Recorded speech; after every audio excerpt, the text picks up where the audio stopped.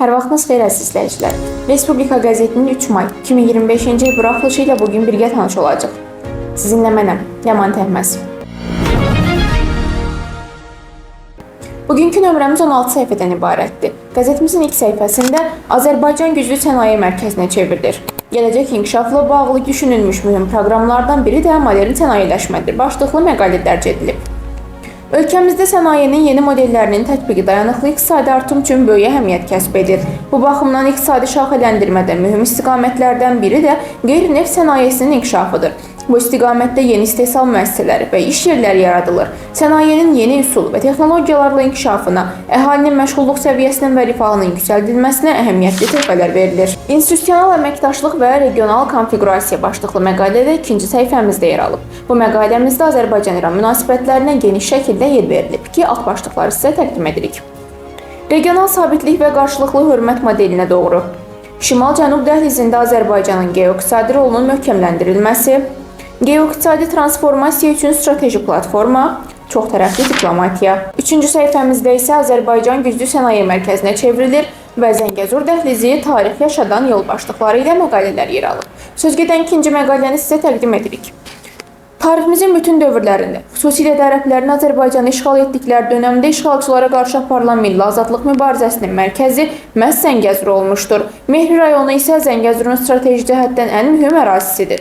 Mübarizliyi ilə seçilən Zəngəzur adı Cəngizor adının etimologiyasıdır. 7-ci, 19-cu əsrlərdə vahid dövlət tərkibində xalqımızın yadellilərə qarşı apardığı mübarizə tarixində Cavidanın və Babəkin adı ilk yerdə dayanır. 4-cü səhifəmizdə isə ötən günlə bağlı maraqlı məlumatlar yer alıb ki, onların da başlıqlarını diqqətinizə çatdırırıq.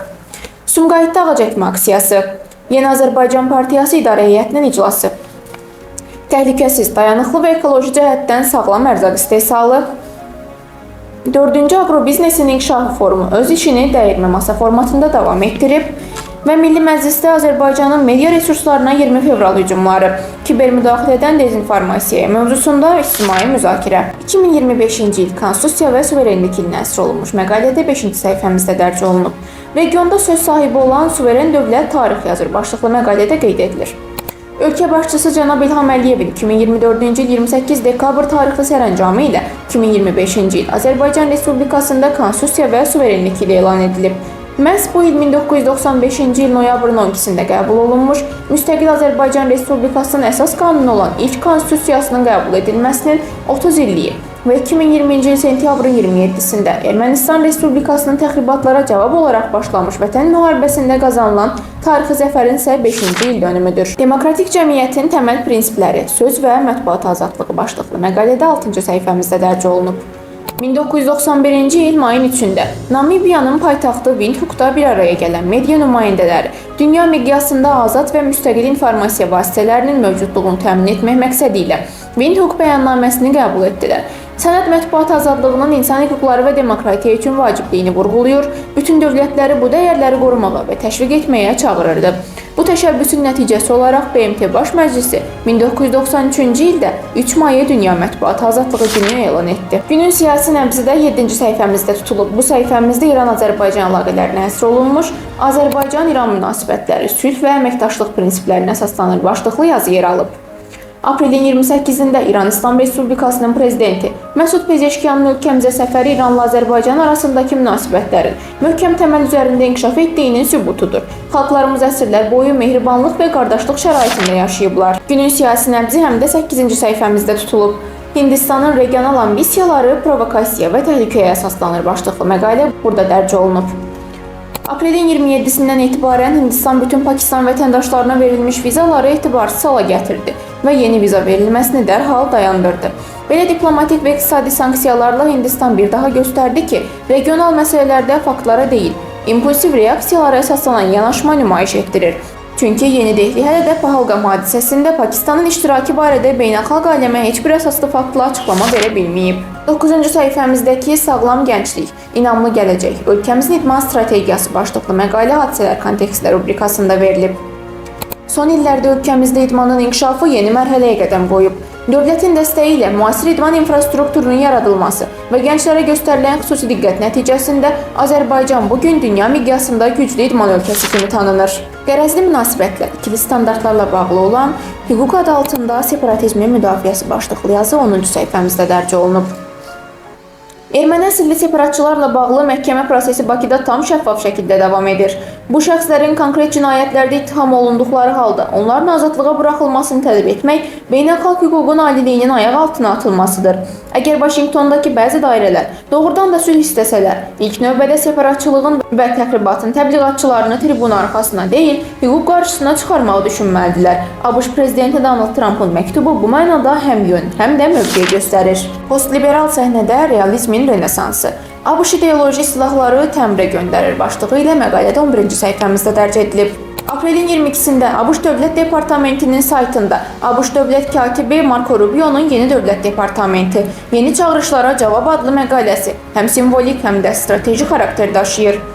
ABŞ tarixində ilk dəfə olaraq Dövlət Departamenti sadəcə diplomatik korpus yox, bütöv dövlət mexanizminin gələcək orientasiyasını ifadə edən bir qurum kimi təqdim edilir.